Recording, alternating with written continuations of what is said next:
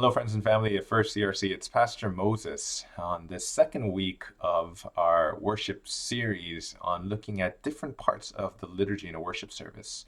And this week we are looking at confessing for our sins.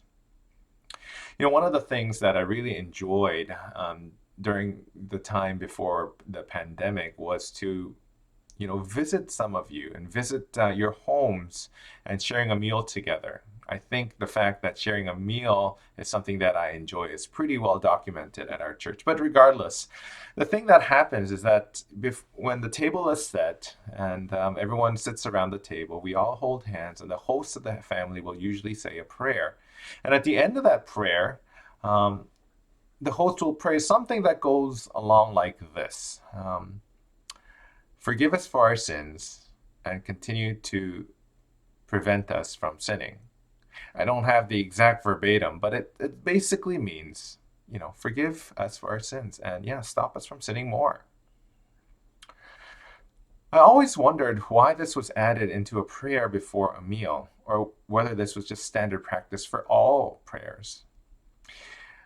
I don't really have the answer, but if I were to guess, I think it's because it's a recognition that we are sinners, and sometimes we sin knowingly, and oftentimes we sin unknowingly without us actually realizing that we are sinning.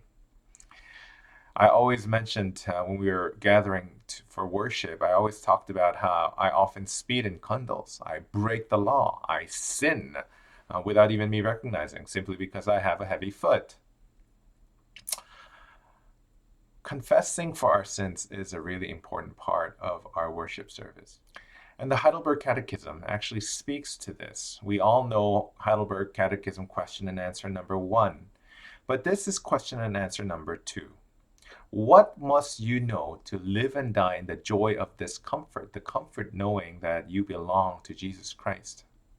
And the answer is this: 3 things. First, how great my sin and misery are.